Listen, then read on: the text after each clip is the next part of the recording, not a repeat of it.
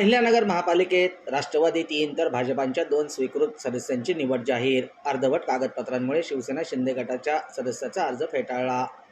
अहिल्यानगर महापालिकेच्या सर्वसाधारण सभेमध्ये राष्ट्रवादी काँग्रेसच्या अजित पवार गटाला 3 तर भाजपाच्या 2 स्वीकृत सदस्यांची निवड जाहीर करण्यात आली आहे.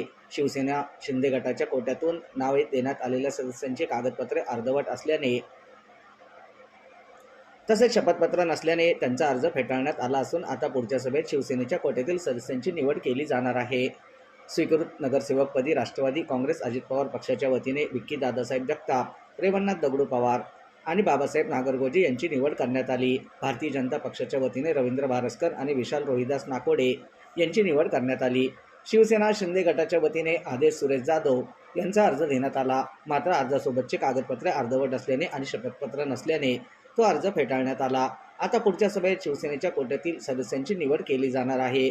याबाबतची माहिती प्रशासनाच्या वतीने 26 फेब्रुवारी रोजी दुपारी 4 वाजता प्रसारमाध्यमांना देण्यात आली.